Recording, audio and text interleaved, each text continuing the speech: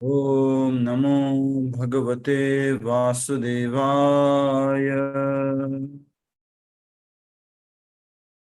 ओम नमो भगवते वासुदेवाय। ओम नमो भगवते वासुदेवाय। मुखं करोति वाचालं पङ्गुं लङ्घयते गिरिं यत्कृपातमहं वन्दे श्रीगुरुदीनतारिणं परमानन्दमाधवं श्रीचैतन्यमीश्वरम्। नारायणं नमस्कृत्यं नरं चैव नरोत्तमं दैवीं सरस्वतीं व्यासं ततो जयमुदीरयेत्। नष्टप्रायेषु भद्रेषु नित्यं भागवत सेवया भगवती उत्तमश्लोके भक्तिर्भवति नैष्टिकी। हरे कृष्ण कृष्ण कृष्ण हरे हरे, हरे राम राम राम हरे हरे।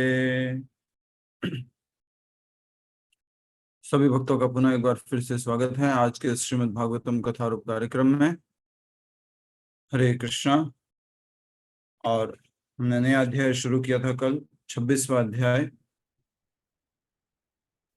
प्रभु जी पेज नंबर बताएंगे? हरे कृष्णा। हरे कृष्णा। पेज नंबर अलग अलग, जो एडिशन है उसमें अलग अलग है। हमारा वाला हम पेज नंबर आपको बता देते हैं। है प्रभु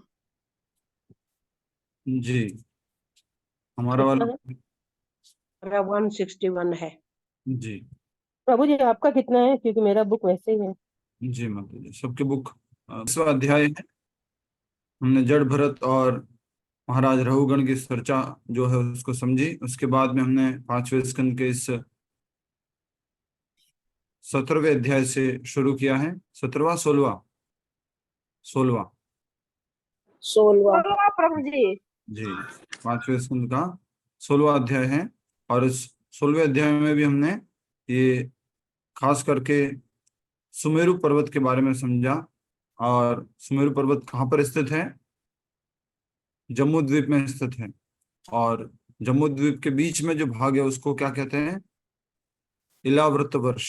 और इलाव्रत वर्ष के बीच में जो एक हम आइसक्रीम खाते हैं, कौन आइसक्रीम खाते हैं, तो उस तरह से क्या बना हुआ है? सुमेरु।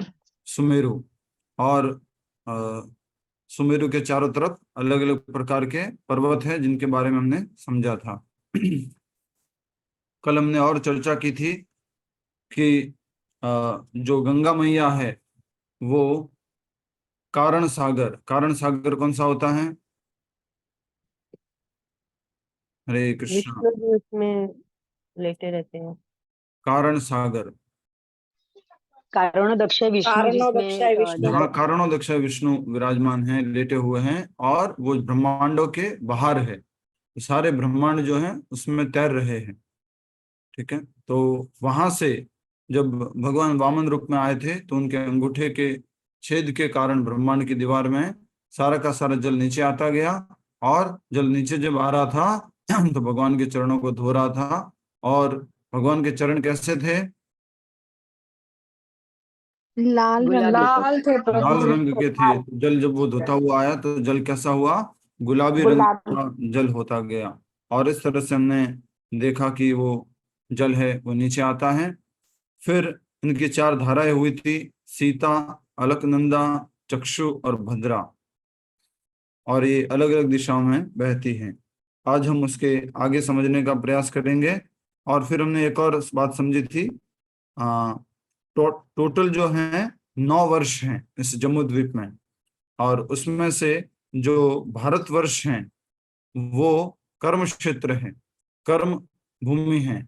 और जो बाकी 8 वर्ष हैं वो क्या है? भोग क्षेत्र। उसके बारे में भी हमने समझा था कि वहाँ के लोगों की उम्र बहुत बड़ी होती है, भोग करने की शक्ति अधिक होती है, बीमारियां वगैरह नहीं आती हैं।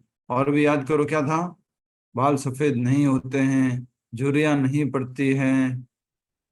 ये सब तो बहुत याद है। सुंदर होता है। और आत्मीय सुंदर बहुत जैसा होते बल सुंदर हैं। होते रहता है। हैं। यस यस यस, हरी बोल। और कर्म की पीड़ा नहीं सहनी पड़ती मुझे। यस प्रभु जी, जी।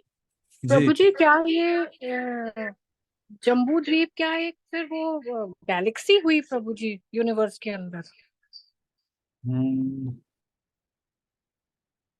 कैसे समझाए, मतलब बहुत मुश्किल है समझना। ये गैलेक्सी भी नहीं है और ब्रह्मांड के अंदर का एक भाग है, और नहीं ये स्वर्ग लोकों का वर्णन है।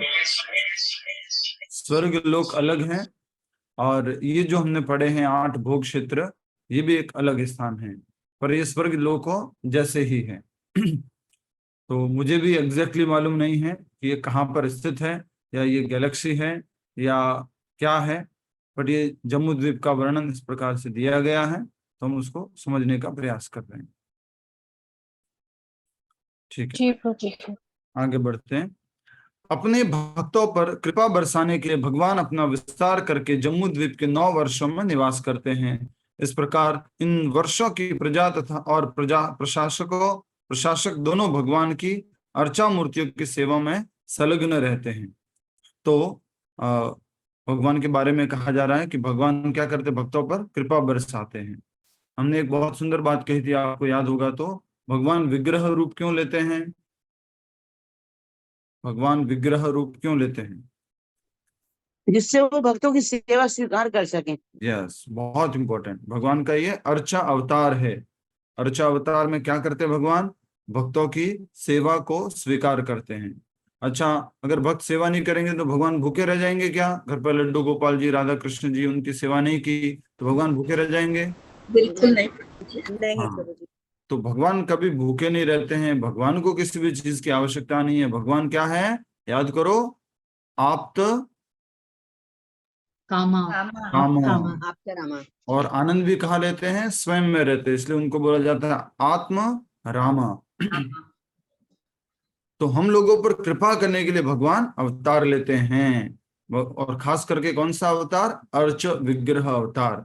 जैसे अभी जिस मंदिर में हम हैं वो है श्री श्री राधा माधव का मंदिर, बहुत सुंदर विग्रह है राधा माधव। तो भक्तों की विशेष सेवा स्वीकार कर रहे हैं, और यहाँ के प्रभु जी जो है उन्होंने एक विशेष सेवा शुरू की। बोले राधा माधव की स्पेसिफिक सेवा होनी चाहिए बस वो। तो शयन आरती के बाद में यहाँ पर एकांत सेवा होती है भगवान की। भगवान को अकेले जो जो कौतुक विग्रह हैं उनको आराम से झूले पे बिठाया जाता है, और झूला झुलाया जाता है, उनको भोग लगाया जाता है, छोटी सी आरती की जाती है, उनके लिए विशेष एक गायन किया जाता है। इसमें भीड़ नहीं, लोग नहीं, कुछ भी नहीं, भगवान की एकांत सेवा। तो इस प्रकार से भगवान सेवा स्वीकार करने के लिए आते हैं। नेक्स्ट, तो यहाँ पर कहा गया कि अपने भक्तों पर कृपा बरसाने के लिए भगवान अपना विस्तार करके जम्मू द्वीप के 9 वर्षों में निवास करते हैं। इस प्रकार इन वर्षों, वर्ष का मतलब समझ गए ना, भूखंड, फिर गलती मत करना, 9 वर्ष, वर्ष एक एक वर्ष एक एक भूखंड है, एक एक जगह है, ये वर्ष का मतलब। इस प्रकार इन वर्षों की प्रजा और प्रशासक दोनों भगवान की अर्चा मूर्तियों की सेवा में संलग्न रहते हैं। तो राजा भी भगवान के अर्चा विग्रह की, अर्चा मूर्ति की सेवा करते हैं, और प्रजा भी भगवान के अर्चा मूर्ति की सेवा करती है। अर्चा मूर्ति क्या होती है? आशा माता जी, आशा माता जी जल्दी बताओ।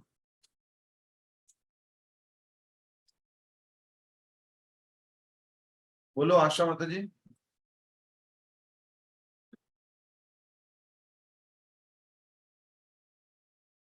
माइक अनम्यूट करके बोलिए आशा माता जी, माइक अनम्यूट करके बोलिए। यस। प्रभु जी मेरे को याद नहीं है।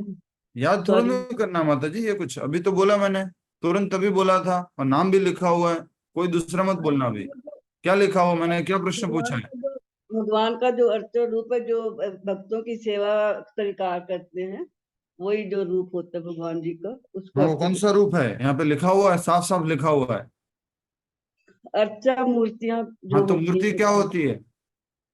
जो भगवान जी का अर्चा रूप होता है वही होता है। हाँ, तो वही है अर्चा मूर्ति, अर्चा विग्रह, अर्चा अवतार, अर्चा विग्रह। विग्रह, अर्चा विग्रह। कंफ्यूज नहीं होना है, और नहीं आए तो पूछना है, नहीं मुझे याद नहीं, ये सब नहीं चलेगा, ये आपकी भाषा में होना चाहिए। अर्चा विग्रह की सेवा करनी है, विग्रह की सेवा करनी है, विग्रह की आरती करनी है। नेक्स्ट, संपूर्ण इलाव्रत वर्ष में केवल भगवान शिव ही पुरुष हैं, क्योंकि दुर्गा देवी नहीं चाहती कि वहां उनके पति के अतिरिक्त अन्य कोई पुरुष प्रवेश करे। यदि कोई पुरुष गलती से वहां प्रवेश कर लेता है तो वह तक्षण स्त्री बन जाता है।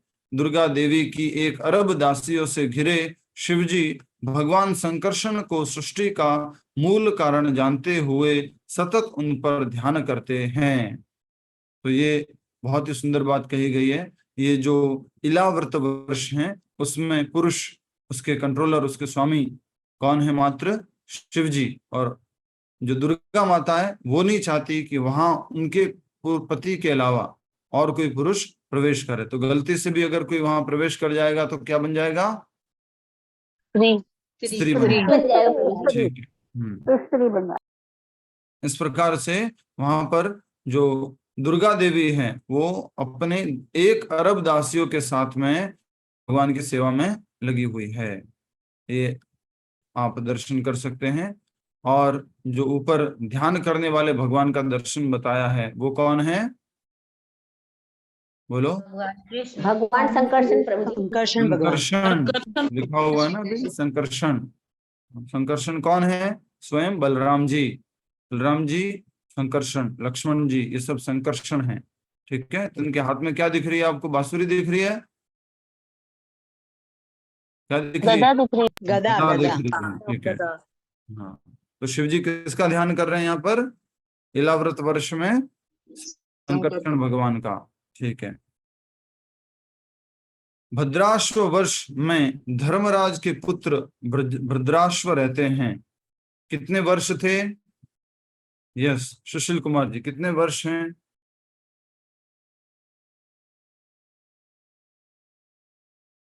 वर्ष कितने हैं? माइक अनम्यूट कीजिए, बंद हो गई। 10 प्रभु। 10? 9 वर्ष हैं। और 9 वर्ष में एक वर्ष क्या है? इलाव्रत वर्ष, और एक क्या है? भद्राश्व वर्ष। तो अब इलाव्रत वर्ष की तो बात हो गई। इलाव्रत वर्ष के स्वामी कौन? भगवान शिव जी। अब भद्राश्व वर्ष की बात हो रही है। तो भद्राश्व वर्ष के महाराज कौन है? भद्रश्रवा। भद्रश्रवा, ध्यान से सुनिए। अचलाराम जी ध्यान दीजिए। क्या नाम है? भद्रश्रवा रहते हैं। और वे अपने पार्षदों के साथ भगवान हयशीर्ष की आराधना करते हैं। ये भी दर्शन करा दीजिए। तो जो इलाव्रत वर्ष थे उसमें तो शिवजी जो है संकर्षण की आराधना करते हैं, लेकिन यहाँ पर भद्रश्रवा जो राजा है भद्राश्व वर्ष में, वो अपने पार्षदों के साथ में हयशीर्ष भगवान की आराधना करते हैं। संभव है फोटो? जी।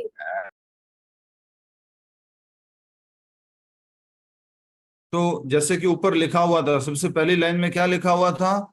9 वर्ष हैं। 9 वर्षों में भगवान अलग अलग विस्तार करते हैं, और उनमें जितने भी लोग होते हैं, राजा और प्रशासक, सब भगवान की सेवा में संलग्न रहते हैं। तो यहाँ पर हम दर्शन करेंगे कि भद्राश्व वर्ष में भद्रश्रवा जो है वो हयशीर्ष की आराधना करते हैं। क्या यही है? ये थोड़ा कंफ्यूजन हो रहा है। हाँ प्रभु जी, यही है। भगवान है जी, यही है जो वेदों को लेकर आए थे। जी जी, नहीं, ब्रह्मा जी को देख, ब्रह्मा जी जैसे लग ब्रह्मा रहे जी हैं। को सौंप रहे थे। ब्रह्मा जी को वेद सौंप रहे हैं। माता जी थोड़ा सा तो धीरज रखो। ज्ञान एवं बुद्धि के भगवान है प्रभु ये। ठीक बाबसी, ठीक भगवान, मेरी भी तो थोड़ा कुछ निवेदन सुन लो। यहाँ पे जो बात लिखी है भद्रश्रवा, तो ये भद्रश्रवा है या ब्रह्मा जी है? इसमें थोड़ा सा कंफ्यूजन हो गए हम। प्रभु जी ब्रह्मा जी को दे रहे हैं ये। माता जी हैग्रीव पढ़ क्या भगवान। रहे हो उसके अनुसार पिक्चर देख रहे हैं ना। हम क्या पढ़ रहे नहीं थे? प्रभु जी, लेकिन ये जो पिक्चर है ना, ये हैग्रीव भगवान की है। ये तो मैं ये हैग्रीव थोड़ा ना, भगवान। मैं मना थोड़ा ना कर रहा हूँ माता जी उस बात के लिए। हम तो ये बात कर रहे हैं कि जो भी हम पढ़ रहे हैं उससे मैच कर रही है क्या? हरे कृष्ण प्रभु जी, ये अपनी बुक में भी दी हुई है। भद्राश्व वर्ष में धर्मराज के पुत्र भद्रश्रवा अपने अंतरंग सेवकों तथा दूसरा ही वहां के ज्ञान क्यों देने लग जाते हो बीच में? जब सीधी सीधी बात हो रही है तो फिर ठीक है, वो तो मालूम पड़ रहा है कि वो भगवान के अवतार है, भगवान जो है उनको वेद का ज्ञान दे रहे हैं, ठीक बात है। पर क्या जो भी पढ़ रहे हैं उससे रिलेटेड है? ये हम कोशिश कर रहे हैं समझने की। नहीं ये उससे रिलेटेड नहीं है। अंजू मुरारका माता जी प्लीज, जब तक किसी से पूछा नहीं जाए बोलना नहीं। कैसे रिलेटेड नहीं है?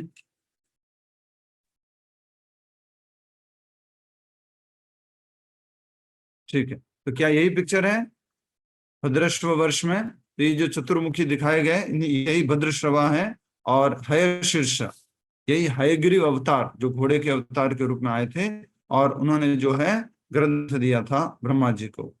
तो आगे हम देखेंगे, जिसको पढ़ने से और थोड़ा हमें समझ में आएगा। सृष्टि के अंत में मूर्तिमान अज्ञान एक राक्षस का रूप धारण करके वेदों को चुरा कर उन्हें रसातल में ले जाता है। उस समय भगवान विष्णु हयग्रीव रूप में अवतरित होकर उसका वध करते हैं और वेदों को पुनः ब्रह्मा जी को सौंप देते हैं। तो वो रिसीव करने वाले ब्रह्मा जी थे, ठीक है, और देने वाले हयग्रीव भगवान थे। पर क्या ये भद्रश्व थे राजा?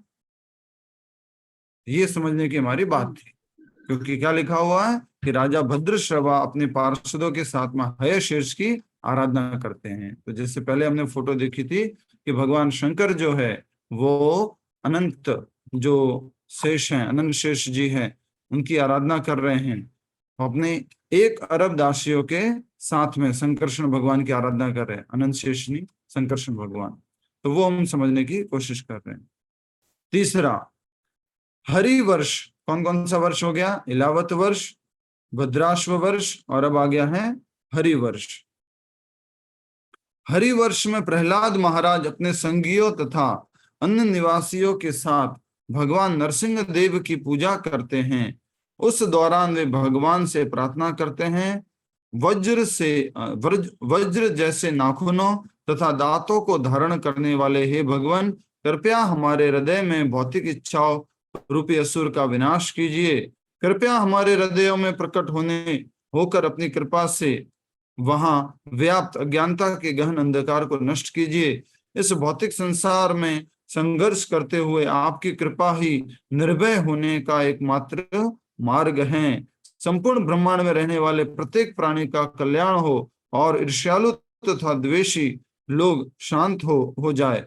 हमारी यही कामना है कि भक्ति योग का पालन करते हुए प्रत्येक प्राणी परम सुखी हो जाए, क्योंकि भक्ति स्वीकार करने वाले मनुष्य सदैव एक दूसरे के कल्याण के विषय में सोचते हैं। ये लाइन को, यहाँ पर 2 लाइन हमारे लिए महत्वपूर्ण है, और उससे पहले मैं चाहूंगा कि ये वाला मंत्र डिस्प्ले करें, ये वाला श्लोक डिस्प्ले करें। आप सभी ने इस्कॉन बेंगलोर में हुआ बहुत बड़ा जो कोविड के अंदर नरसिम्हा चतुर्दशी का कार्यक्रम हुआ था, उसका वीडियो बहुत वायरल हुआ था और बहुत अच्छे से वो बना है, और उसमें यही मंत्र का उच्चारण किया जा रहा है, जो कि ये श्रीमद् भागवतम में प्रहलाद महाराज नरसिंह देव को प्रार्थना कर रहे हैं। कौन से वर्ष में, कौन से क्षेत्र में? डिस्प्ले कर रहे हैं।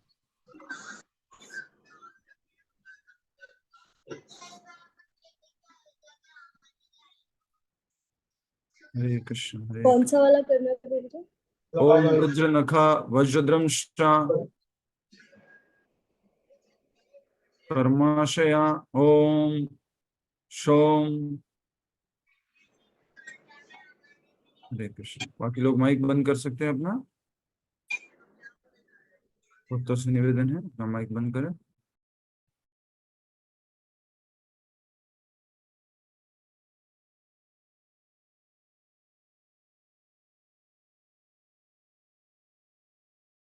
मिला?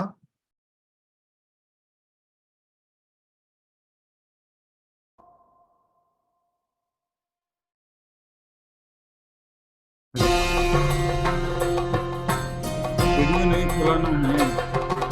चलो कवचम वक्ष्ये प्रह्लादेनोदितं पुरा सर्वरक्षाकरं पुण्यं सर्वोपद्रवनाशनं स्वाहा।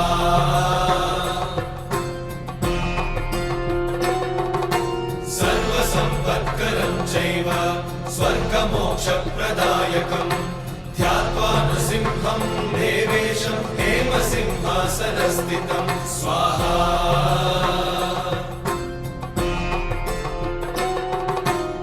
वृत्तास्यं त्रिनयनं शरदिन्दुसमप्रभं लक्ष्म्यालिङ्गितवामाङ्गं विभूतिनिरुपाश्रितं स्वाहा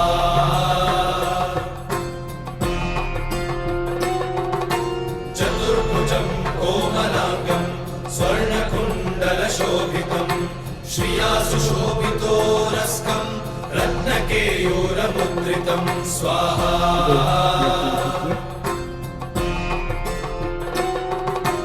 तप्तकाञ्चन सङ्काशं पीतनिर्मलवाससम् इन्द्रादिसुरमौलिष्टस्फुरन्माणिक्यदीप्तिभिः स्वाहा।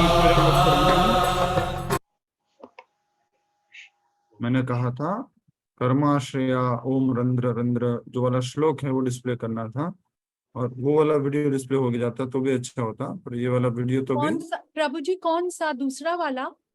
कोई बात नहीं, मैं डिस्प्ले कर रहा हूँ, सभी लोग देख लीजिए। श्रीमद् भागवतम 5वां स्कंद 18वां अध्याय 8वां श्लोक 5.18.8। श्रीमद् भागवतम 5वां स्कंद 18वां अध्याय 8वां श्लोक। ये वाला मंत्र का बहुत बड़ा होम हुआ था और इस प्रकार से है, इसका अनुवाद भी हमने अभी भी पढ़ा। ओम नमो भगवते नरसिम्हाय नमस्ते जस तेजस तेज नमस्ते जस तेजसे आविर्विभवः वज्रनख वज्रद्रंश्र कर्माशयान रंधय रंधय तमो ग्रस ग्रस ओम स्वाहा अभयम आत्मनि भूयिष्ठा ओम श्रोम। प्रभु जी क्या डिस्प्ले कर दे, हमें मिल गया है। आप सबने सुना होगा? हाँ जी कर दे प्रभु जी। कर दीजिए माता जी, हमने बोला था सुना होगा। यस, तो ये श्रीमद् भागवतम 5वां 18वां अध्याय 8वां श्लोक है, बहुत इंपॉर्टेंट है ये, और इसका अनुवाद भी हमने पढ़ लिया है।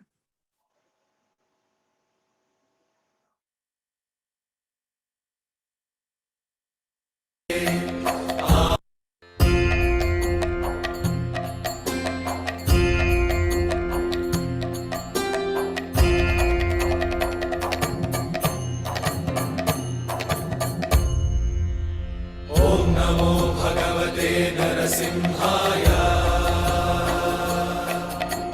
नमस्तेजस्तेजसे आविराविर्भव वज्रनख वज्रदंष्ट्र कर्माशयान् रन्धय रन्धय तमो घस घस ॐ स्वाहा अभयमभयमात्मनि भूयिष्ठा ॐ श्रों। थैंक यू, वेरी गुड, ॐ नमो भगवते। थैंक यू, धन्यवाद। तो श्रीमद् भागवतम में 5वें स्कंद के 18वें अध्याय का 8वां श्लोक है, जिसमें ये बहुत ही सुंदर प्रार्थना की गई है। इसका अर्थ हमने अभी भी देखा था, फिर से देख रहे हैं। बहुत सुंदर प्रार्थना है, ध्यान दीजिएगा, और ये वाला आप घर में भी प्रार्थना कर सकते हैं। क्या लिखा है, फिर से पढ़ते हैं। हरिवर्ष में प्रहलाद महाराज अपने संगियों तथा अन्य निवासियों के साथ भगवान नरसिंह देव की पूजा करते हैं। उस दौरान वे भगवान से प्रार्थना करते हैं, वज्र जैसे नाखूनों तथा दांतों को धारण करने वाले हे भगवान, कृपया हमारे हृदय में भौतिक इच्छाओं रूपी असुर का विनाश कीजिए। हमारे अंदर कौन सी इच्छाएं हैं? भौतिक इच्छा हर समय प्रकट होती रहती है। जब माला भी जप करते हैं, भगवान की पूजा भी करते हैं, तो बीच बीच में कौन सी इच्छा आती है? भौतिक इच्छा। और खास करके जब माला वगैरह करते हैं तो ऐसी इच्छा आती है, एकदम से ऐसे करना चाहिए हमारे को, भगवान इसको मत पूरा करना, भगवान इसको मत पूरा करना, भगवान इसको मत पूरा करना, कोई भी मेरी भौतिक इच्छा पूरी मत करना। नरसिम्हा देव से प्रहलाद महाराज जी प्रार्थना कर रहे हैं कि मेरे हृदय में कोई भी भौतिक इच्छा नहीं रहे, सारी भौतिक इच्छाओं का नाश कर दीजिए। लिखा हुआ है, भौतिक इच्छा रूपी असुर का विनाश कीजिए। कृपया हमारे हृदयों में प्रकट होकर अपनी कृपा से वहां व्याप्त अज्ञानता के गहन अंधकार को नष्ट कीजिए। भगवान भगवत गीता के चतुर्श्लोकी जो भगवत गीता है उसमें भी यह बात कहते हैं। कौन सा श्लोक है चतुर्श्लोकी भगवत गीता का? चतुर्श्लोकी भगवत गीता कौन कौन सी है? 10.8 to 10.11 प्रभु जी। यस, तो 11 नंबर का श्लोक डिस्प्ले कीजिए। 10.11। हरे कृष्ण। क्या बात है। और किसी को याद है? पूनम गर्ग माता जी को याद है? और किसी को याद है? चतुर्श्लोकी भगवत गीता सबको याद होनी चाहिए। चतुर्श्लोकी भगवत गीता सबको याद होनी चाहिए। सर्वं प्रवर्तते। अल्पा माता जी को भी याद है जी प्रभु जी। तो 10वें अध्याय का 8वां, 9वां, 10वां, 11वां ये क्या है? श्रीमद् भगवद गीता चतुश्लोकी भगवद गीता। तेषामेवानुकंपार्थम अहम ज्ञानम जम तमः नाश्यामि आत्मभावस्थो ज्ञान दीपेन भास्वता।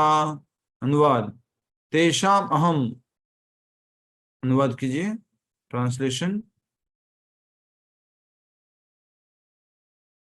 यस, भगवान क्या कह रहे हैं? To show them special mercy. भगवान कह रहे हैं तेषाम, फॉर देम, उन लोगों के लिए, भक्तों के लिए, भक्तों को विशेष कृपा करने के लिए। आई ड्वेलिंग इन देयर हार्ट्स, मैं कहाँ रहता हूं? उनके हृदय में। Destroy with the shining lamp of knowledge, ज्ञान के दीप से क्या कर देता हूं? ज्ञान दीपेन भास्वता, ज्ञान का जो दीपक जो है वो जल रहा है, एकदम से प्रकाश जो फैला रहा है, उससे क्या हो जाता है? नास्यामी, नाश कर देता हो क्या? तमह, इग्नोरेंस, अंधकार को।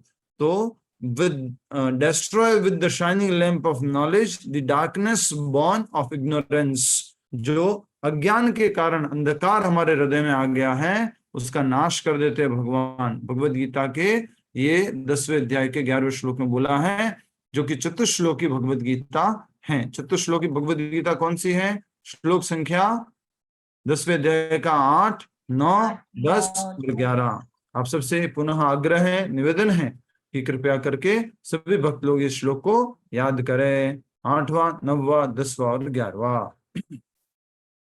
उसी तरह से चतुश्लोकी भागवत है। कौन कौन सा श्लोक है?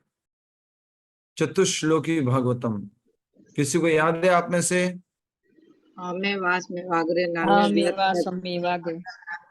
क्या बात है, श्रीनंदा माता जी, हरि बोल, बहुत बढ़िया। और किसको याद है? मीरा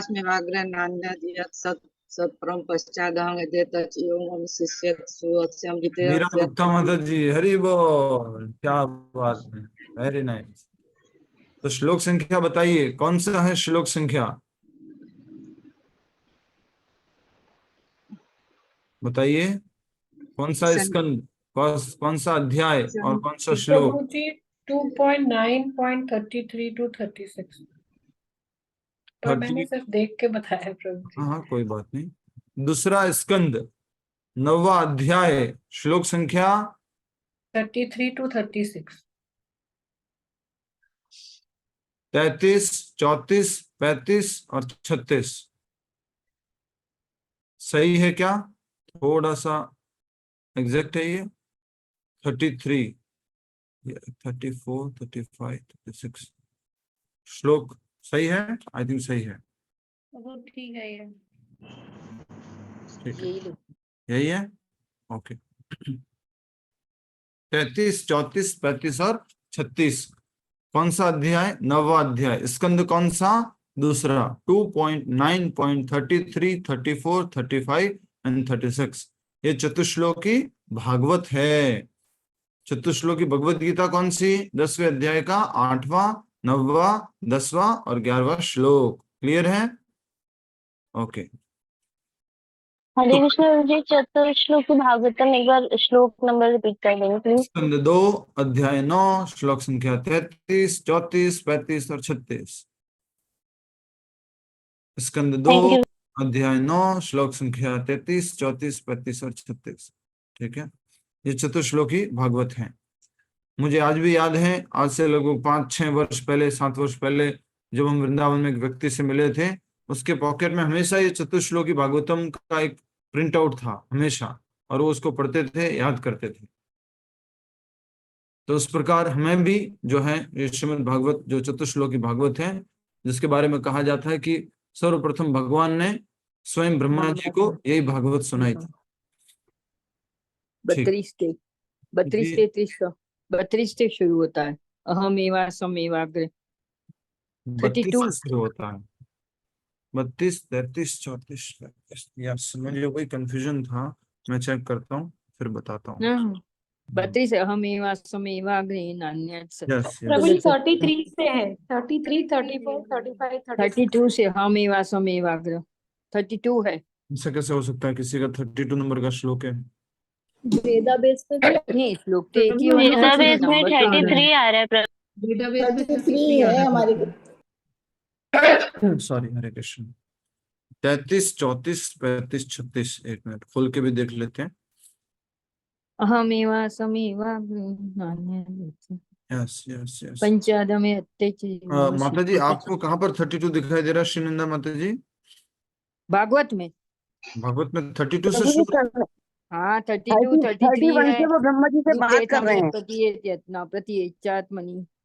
से बात कर रहे हैं, 31 और 32 में बात कर रहे हैं, लेकिन जो ज्ञान दे रहे हैं वो 2.9.33 से दे रहे हैं ब्रह्मा जी को, जो नहीं, बट उपदेश दे श्लोक रहे हैं। बिल्कुल ठीक है, आपकी बात मानता हूँ मैं। यहाँ पर जो श्लोक कोट कर रहे हैं ना माता जी, अहम एवास्मेवा अग्रे मेवा अभी अग्रे, 33 है प्रभु जी, 33 है, 33 है। पर माता जी कह रहे 32 है वो उनके वहां पर। ये नहीं, हाँ मेरे 33 है। भागवत तो है ये। ठीक है, ये कंफ्यूजन है माता जी।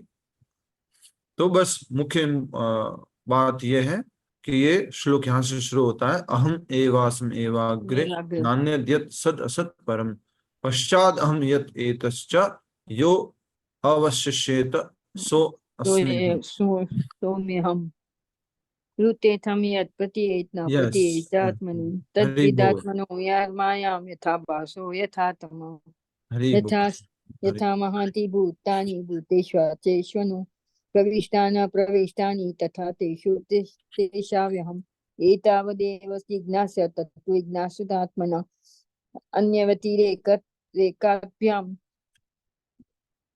यस्य सर्वत्र सर्वदा। हरि बोल, धन्यवाद श्रीनंदा माता जी। यही 4 श्लोक है। वाह, ये 4 श्लोक हैं।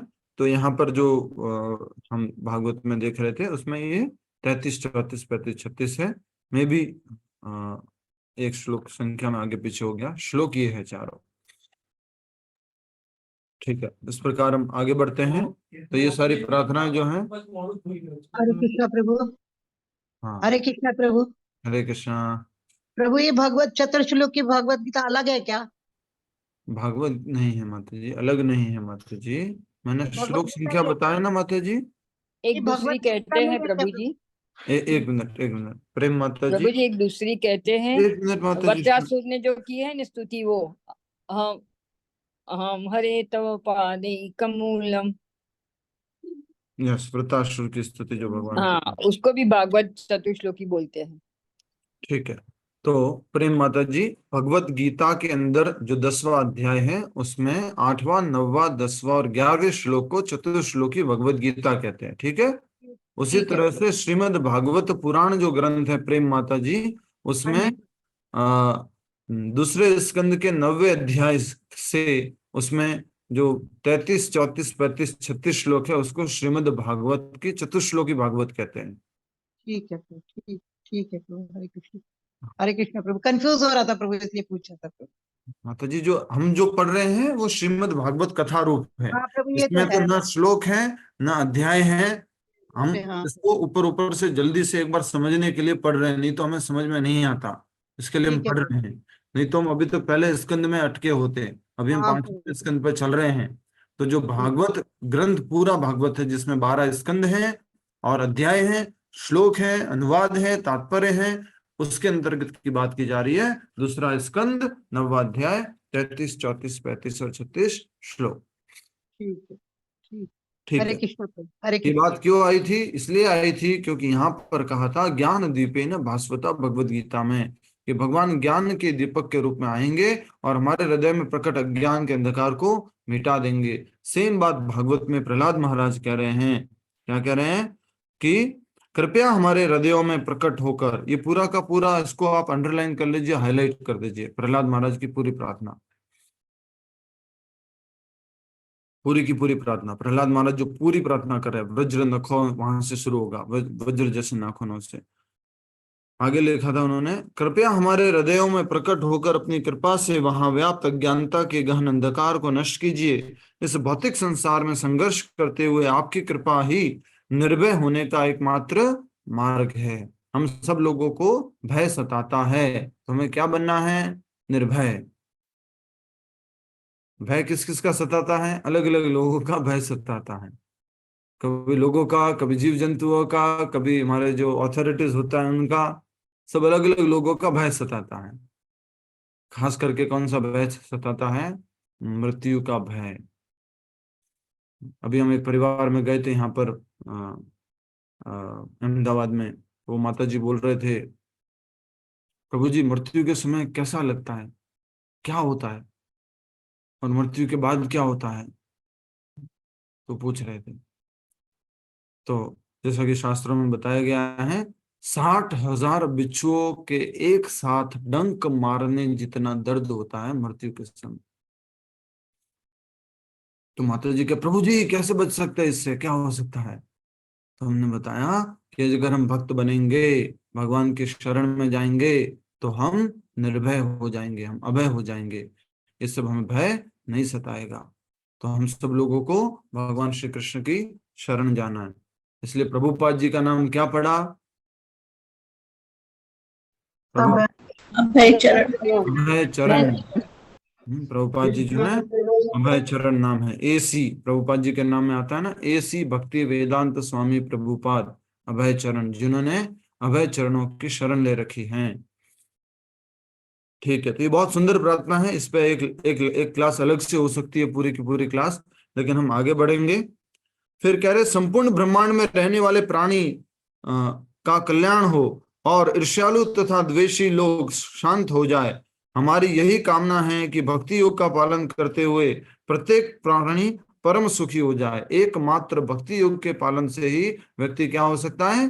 परम सुखी। ज्ञान योग के पालन से नहीं हो सकता, कर्म योग के पालन से नहीं हो सकता, अष्टांग योग के पालन से नहीं हो सकता, मात्र भक्ति योग के पालन से हो सकता है। भक्ति योगियों का कुछ लक्ष्य होता है, अष्टांग योगियों का कुछ लक्ष्य होता है, और ज्ञान योगियों का कुछ लक्ष्य होता है। उसमें सबसे परम लक्ष्य किसका होता है? भक्ति योगी का। ठीक है, इस प्रकार हमने ये बात समझी। अब हम आगे जा रहे हैं। क्योंकि भक्ति स्वीकार करने वाले मनुष्य सदैव एक दूसरे के कल्याण के विषय में सोचते हैं। नेक्स्ट, हे भगवान, हमारी यही प्रार्थना है कि हमारे चित्त में कभी भी घर, पत्नी, बच्चों, मित्र, संबंधी, धन इत्यादि पर केंद्रित पारिवारिक जीवन के प्रति आकर्षण उत्पन्न न हो। ये कौन प्रार्थना कर रहे हैं? रुको रुको रुको रुको, प्रहलाद महाराज और उनके। हाँ ठीक है, प्रहलाद महाराज प्रार्थना करते हैं हरिवर्ष में। ठीक है, क्या क्या आकर्षण नहीं उत्पन्न हो? घर, पत्नी, बच्चों, मित्र, संबंधी, धन इत्यादि पर केंद्रित पारिवारिक जीवन के प्रति आकर्षण उत्पन्न नहीं हो। पर हमारे केस में क्या है? भगवान 100% हो रखा है। अब क्या करोगे बताओ? हमारे केस में 100% आकर्षण हो रखा है, अब क्या करें? भगवान से प्रार्थना कर सकते हैं कि धीरे धीरे इन सब लोगों को भी आप भक्त बनाएं। ठीक है, यह आकर्षण निश्चित ही एक मजबूत बंधन है। यदि हमारे हृदयों में कोई आसक्ति होनी हो तो वह है कृष्ण भक्तों के प्रति हो। हरि बोल। लिखा हुआ पढ़ा है आज, अच्छा लग रहा होगा। आकर्षण किसके प्रति हो? कृष्ण भक्तों के प्रति आसक्ति हो, आकर्षण हो, ये बताया जा रहा है यहाँ पर। तो हमारे को क्या करना होगा? ऑलरेडी हमारे परिवार के बंधुगणों से तुम आकर्षित हैं, आसक्त हो गए, अब क्या करें? उनको भी क्या बना दें? भक्त बना दें। लक्ष्मी पुरोहित माता जी अच्छे से सुनो, परिवार, पत्नी, बच्चे, संबंधी, धन इत्यादि सब क्या बनने हैं? कृष्ण भक्त बनने हैं, कृष्ण से जोड़ने हैं। ठीक है, और हमारी आसक्ति किससे होनी चाहिए? कृष्ण भक्तों से। आत्मज्ञानी तथा मन पर नियंत्रण करने वाला व्यक्ति जीवन की मूलभूत आवश्यकताओं के साथ संतुष्ट रहता है। वह अपनी इंद्रियों का भोग नहीं करता और फलस्वरूप कृष्ण भक्ति में अत्यंत तत्परता से प्रगति करता है। परंतु जो मनुष्य सांसारिक वस्तुओं से अत्यधिक आसक्त होते हैं, उनके लिए आध्यात्मिक प्रगति कर पाना दुष्कर हो जाता है। ये बहुत स्ट्रांग वर्ड लिखे हैं। आसक्ति कितनी है हमारे पास? इतनी। समझाने के लिए समझा रहा हूं, इसमें समझ पाएंगे। आसक्ति हमारे पास कितनी है? इतनी। या तो ये किस पे लगा लो? भौतिक वस्तुओं पे, व्यक्तियों पे, संबंधियों पे लगा लो, या कृष्ण पे लगा लो। अगर हमने इतनी में से इतनी जो है परिवार पर लगा रखी है, घर पर लगा रखी है, संबंधियों पर लगा रखी है, तो भगवान के लिए कितनी बची? इतनी सी बची हुई है। राइट? तो ऐसा नहीं हो सकता कि हम भगवान से भी आसक्त हो गए, परिवार वालों से भी आसक्त हो गए, सबसे आसक्त हो गए, सब कुछ अच्छा चल रहा है। संभव नहीं है। इसलिए यहाँ पर बहुत सुंदर बात कही गई है कि परंतु जो मनुष्य सांसारिक वस्तुओं से अत्यधिक आसक्त होते हैं, उनके लिए आध्यात्मिक प्रगति करना दुष्कर हो जाता है। यस और नो? किसी ने अनुभव किया अपने जीवन में? अभी भक्ति करते करते जो है बीच में हम वापस भटक गए और आकर्षित हो गए और भौतिक वस्तुओं के प्रति हम आकर्षण में लग गए, फिर से हमारी भक्ति कम हो गई। हमारे पास 1 घंटा ही है, और 1 घंटा या तो भक्ति कर लो या माया को दे दो, कृष्ण को दे दो या माया को दे दो, 2 ही ऑप्शन होते हैं हमारे पास। ऐसा नहीं होता 1 घंटा पूरा माया का और 1 घंटा पूरा कृष्ण का। ठीक है।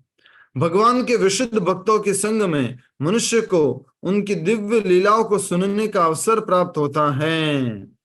भगवान की कथा इतनी शक्तिशाली होती है कि केवल उन्हें सुनने से मनुष्य आपका संग प्राप्त कर लेता है। जो भक्त उत्सुकता पूर्वक भगवान की लीलाओं को सुनता है, भगवान अपनी दिव्य ध्वनि के माध्यम से उसके हृदय में प्रविष्ट होकर उसके समस्त अनर्थों को धो डालते हैं। सुना होगा आपने एक भजन, जस्ट धोने का शब्द आया इसलिए, राम नाम के साबुन से जो मन का मैल मिटाएगा। क्या था आगे? किसी को याद है? मन मंदिर के अंदर वो तो हरि का दर्शन पाएगा। हरि बोल, क्या बात है। तो ये बहुत परम सत्य बात है। भगवान का नाम और भगवान अलग अलग नहीं है। तो इसलिए हमें नाम जप करते तो मैं क्या करना होता है? ध्वनि को उच्चारण करना पड़ता है। उच्चारण, हरे कृष्ण कृष्ण कृष्ण हरे हरे। और वो ध्वनि कहाँ जाती है? अगर हम अच्छे से ध्यान पूर्वक जप कर रहे तो कान में जाती है, हृदय में जाती है, कान के माध्यम से, और वहां जाकर क्या करती है?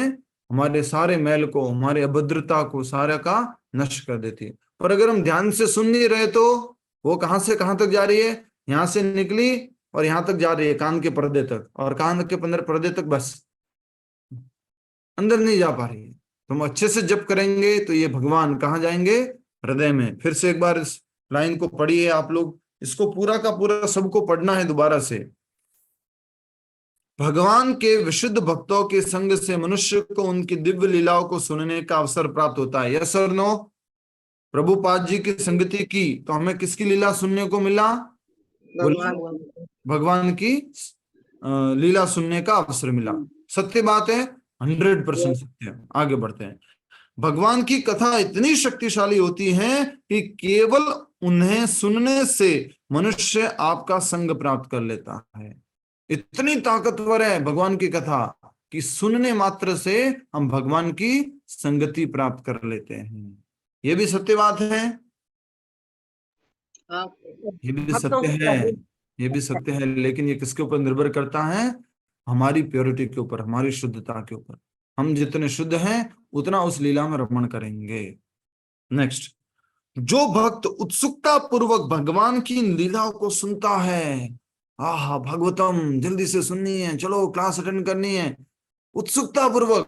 क्या बोला नेक्स्ट प्रहलाद महाराज, क्या प्रार्थना बोल रहे हैं? प्रहलाद महाराज ने बोल दिया भगवान अब ज्ञान रूपी अंधकार को नष्ट करते। नेक्स्ट क्या बोल रहे हैं? भक्तों की संगति के बारे में। नेक्स्ट क्या बोल रहे हैं? उत्सुकता पूर्वक सुनता है भगवान की लीलाओं को। भगवान अपने दिव्य ध्वनि के माध्यम से उसके हृदय में प्रविष्ट होकर उसके समस्त अनर्थों को धो डालते हैं। तो हमें जो ये नाम जप करना है, ये मन में नहीं करना है, उच्चारण करना है। अगर हमारा शरीर अलाउ नहीं करता है, हमारे शरीर में शक्ति नहीं है, तो थोड़ा तो उच्चारण करना है। हरे कृष्ण कृष्ण कृष्ण हरे हरे, हरे राम राम राम हरे हरे। तो हमें बोलना है, और ध्वनि कहाँ जाएगी? हृदय में जाएगी। और क्या करेगी? देखो, हृदय में प्रविष्ट होकर उसके समस्त अनर्थों को धो डालते हैं। इसलिए ऐसा कौन सा बुद्धिमान व्यक्ति होगा जो अपने जीवन को पूर्णता प्राप्त करने के लिए भक्तों का संग नहीं करेगा? हरि बोल, जोर से बोलिए हरि बोल। श्री वैष्णव भक्त संघ की जय। बहुत इंपॉर्टेंट बात कही गई है कि हमें वैष्णव भक्तों की संगति करनी है। अब ये लाइन में पहले भी लिखवा चुका हूं, आपको अगर याद होगा तो भगवद गीता क्लास में लिखवाई थी, मुझे याद आ रहा है। भक्तों की संगति करोगे तो क्या होगा? भगवान की कथा सुनने का मौका मिलेगा। भगवान की कथा सुनेंगे तो भगवान की संगति प्राप्त करेंगे। भगवान की संगति प्राप्त करेंगे तो क्या करेंगे आप? भगवान का नाम जप करेंगे। भगवान की नाम ध्वनि जो है वो आपके हृदय में प्रवेश करेगी और सारे अनर्थों को धो डालेगी। थोड़े थोड़े अनर्थ धुल रहे हैं, यस और नो? बोलो बोलो बोलो, इशारा कर दो प्लीज। यस जी। और एक श्लोक हम डेली बोलते हैं भागवत शुरू करने से पहले, नष्ट प्रायेषु भद्रेषु नित्यम भागवत सेवया।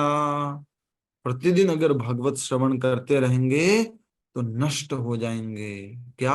अभद्र। नष्ट प्रायेषु अभद्रेषु, अभद्र अनर्थ नष्ट हो जाए। अनर्थ का मतलब क्या होता है? मीना माता जी, मीना माता जी अहमदाबाद से जो आज रथ यात्रा में जाने वाले हैं, यस बताइए माइक अनम्यूट करके, अनर्थ का मतलब क्या होता है?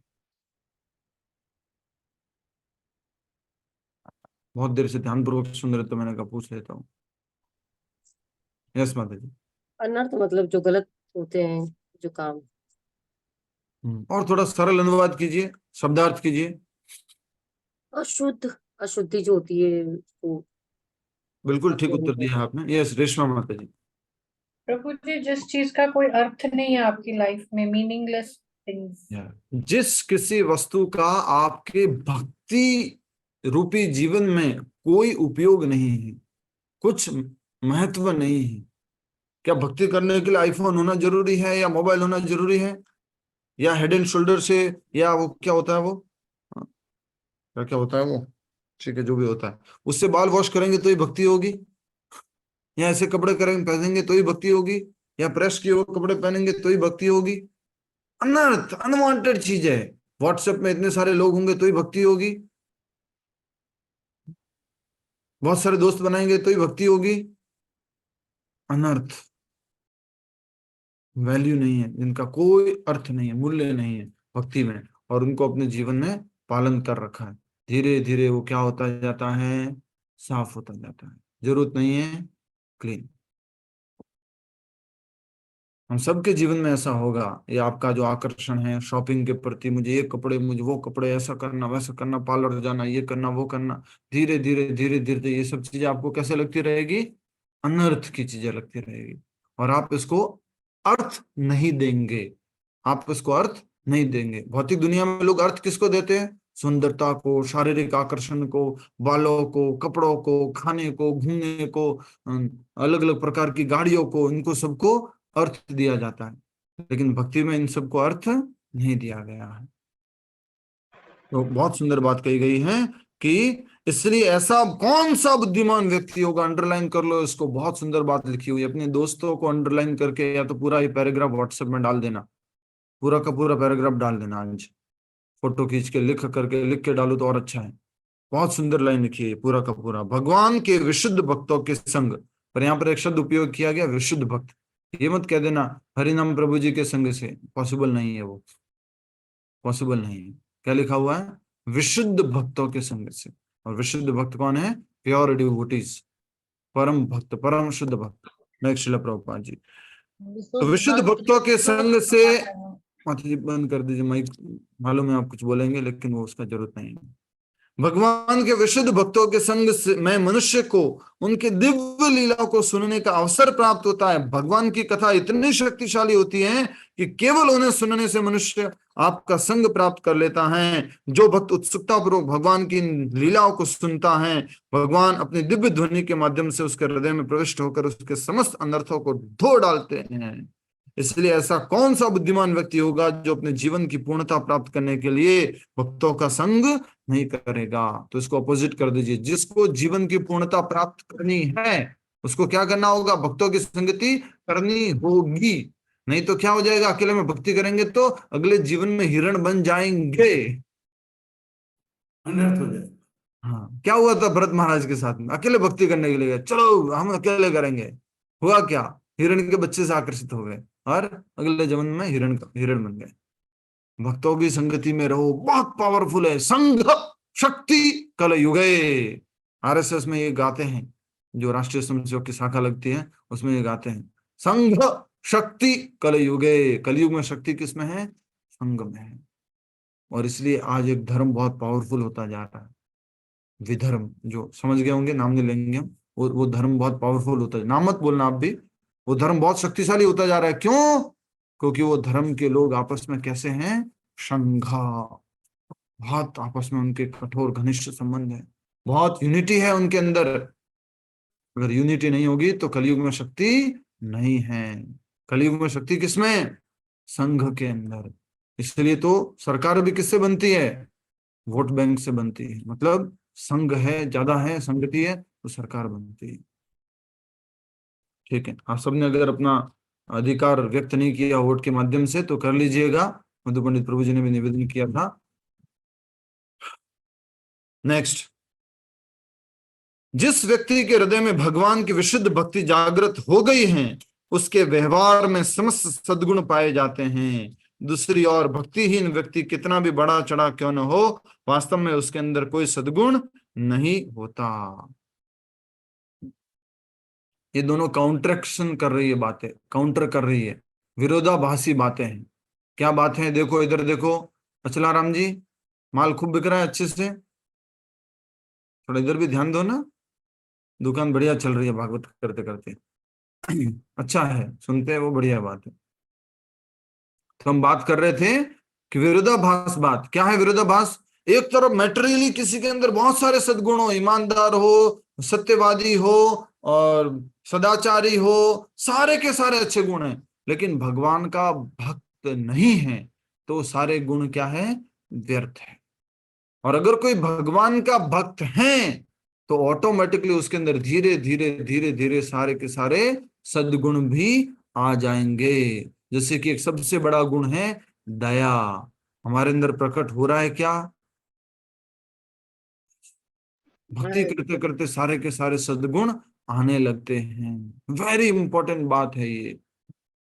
बट यस, एकदम से सारे गुण नहीं आते हैं, धीरे धीरे जिस प्रकार की हम भक्ति कर रहे हैं उस प्रकार के सद्गुण आते हैं। और कई बार माया परीक्षा लेती है तो सद्गुण किसमें बदल जाते हैं? अवगुण में बदल जाते हैं और कुछ और कार्य में हम लग जाते हैं। ठीक है, केतुमाल वर्ष, कितने वर्ष हो गए? इलाव्रत वर्ष, भद्राश्व वर्ष, हरि वर्ष, 3 वर्ष हो गए, अब 4था वर्ष है। वर्ष मतलब क्या? 365 दिन, राइट? वर्ष मतलब खंड प्रभु जी, खाई का खंड, ब्रेड का खंड। ये नहीं भूखंड। Yes, very nice. Hare Krishna. Ketumal वर्ष में श्रीमती लक्ष्मी देवी कामदेव के रूप में भगवान विष्णु की पूजा अर्चना करती हैं और इस कार्य में उनके साथ प्रजापति संवत्सर और उनके 18,000 पुत्र तथा 18,000 पुत्रियां होती हैं। ये पुत्र पुत्रियां दिन एवं रात को नियंत्रित करते हैं तथा तथा कुल मिलाकर मनुष्य की आयु इतने दिन एवं रातों की होती है। कामदेव विष्णु तत्व हैं और यद्यपि उनका शरीर भौतिक है, वे आध्यात्मिक रूप से कार्य करते हैं। केतुमाल वर्ष में श्रीमती लक्ष्मी देवी कामदेव के रूप में भगवान विष्णु की पूजा अर्चना करती हैं। इसमें कुछ समझ में नहीं आएगा तो हम उसको बाद में समझेंगे। अब एक एक लाइन पूरा पढ़ लेते हैं। यस, बता दीजिए कुछ पिक्चर्स हो, दर्शन हो। प्रहलाद महाराज की नहीं बताई थी, बता दिया कि सबका साथ में, ये तो सबका साथ में लग रहा है। जी इसमें सब साथ में ही है। साथ में है ये तो। यस, जम्मू द्वीप में देख सकते हैं आप। कल भी फोटो भेजी थी, आशा करता हूँ आप सबने देखी है। ग्रुप में सारी फोटो शेयर की गई थी। तो अलग अलग वर्ष हैं। हमने कहाँ से शुरू किया था? कौन कौन से वर्ष पढ़ लिए हमने?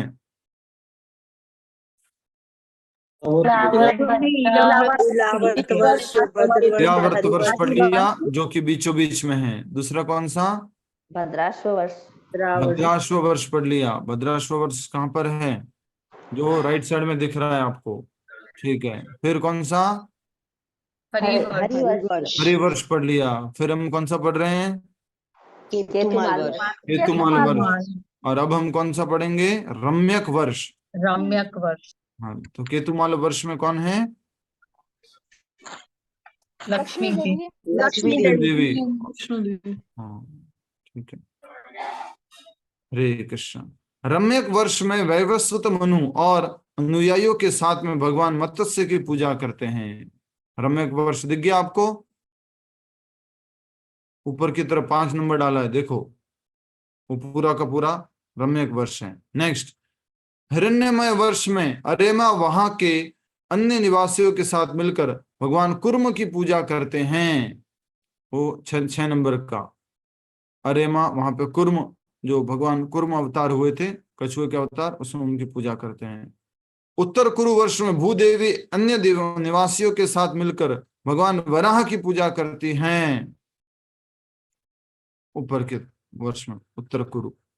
किम पुरुष वर्ष में हनुमान जी वहां के राजा अरिष्ट सेन तथा भगवान का महिमा गान करने वाले गंधर्वों के साथ के एक समूह के साथ मिलकर भगवान श्री रामचंद्र की पूजा करते हैं। कहां पर है? नीचे की तरफ, सेकंड लास्ट। किम पुरुष वर्ष, भगवान राम जी, हनुमान जी पूजा करते हैं।